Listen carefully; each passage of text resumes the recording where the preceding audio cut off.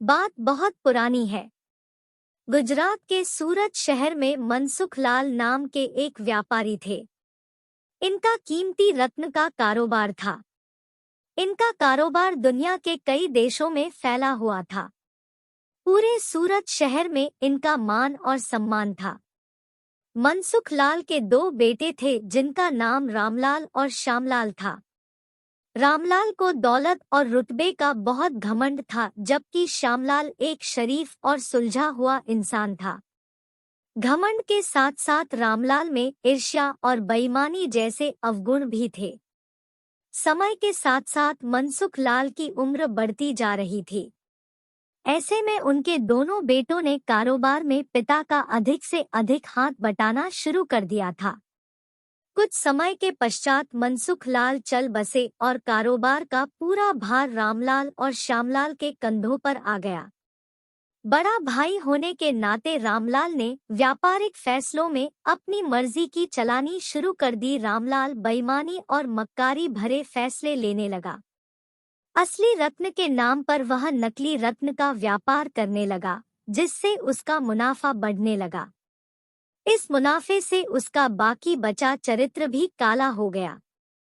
दौलत के घमंड में वह परिवार में उन्मादी जैसा व्यवहार करने लगा।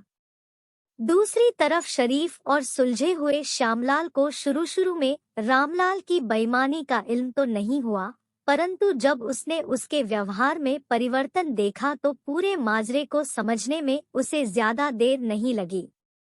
रामलाल की करतूतों से श्यामलाल को बड़ा दोहक हुआ। उसने रामलाल को समझाने और सही रास्ते पर लाने की कोशिश भी की, परंतु वह नाकाम रहा। उल्टे रामलाल श्यामलाल से खफा हो गया और व्यापार में बंटवारे का बहाना ढूंढने लगा। बंटवारे में भी उसने बेईमानी की साजिश रची, घर में कलह का माहौल पैदा किया। अंततः रामलाल अपनी साजिश में सफल रहा और श्यामलाल के हिस्से के व्यापार पर भी वह कब्जा कर बैठा। रामलाल के व्यवहार से दुखी होकर श्यामलाल ने शहर में दूसरी जगह अपना ठिकाना बनाया और रत्न के अपने व्यापार को नए सिरे से शुरू किया। ईमानदारी की नींव पर शुरू हुआ श्यामलाल का व्यापार जल्दी ही चल निकला। एक तरफ जहां श्यामलाल की ख्याति देश और विदेश में बढ़ने लगी, वहीं दूसरी तरफ रामलाल की करतूतों की पोल खुलने लगी थी। नकली रत्न के व्यापार के कारण रत्न बाजार में रामलाल की साख को जोरदार धक्का लगा और उसके व्यापार का दायरा सिमटने लगा।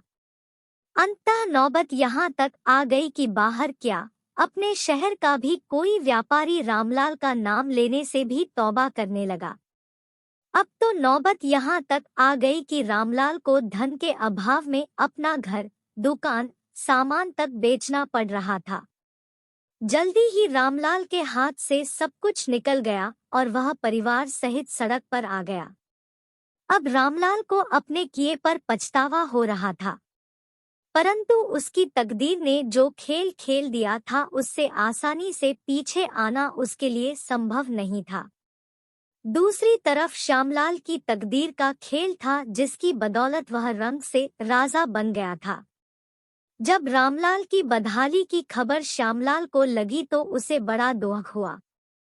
पुरानी बातों को भूलकर वह भागा भागा अपने बड़े भाई रामलाल के पास पहुंचा और रामलाल के लाख मना करने के बाद भी उसे परिवार सहित अपने पास ले आया। यह भी तकदीर का ही खेल था कि जिस भाई के साथ रामलाल ने बदसलूकी कर उसे सड़क पर पहुंचा दिया था, वही भाई आज उसे सड़क से उठाकर अपने घर में ले आया था। कहानी से शिक्षा। इस कहानी से यह शिक्षा मिलती है कि तकदीर कब किसके साथ क्या खेल खेल दे, इसका अंदाजा कोई नहीं लगा सकता। हाँ, इतना जरूर है कि आपके कर्म ही आपकी तकदीर लिखते हैं। जिस तरह रामलाल और श्यामलाल के कर्मों के आधार पर तकदीर ने उसके साथ खेल खेला था, इसी तरह अच्छे कर्म करते रहना चाहिए। क्या पता कल तकदीर आपके साथ क्या खेल खेल जाए। इसलिए कहते तकदीर का खेल निराला है।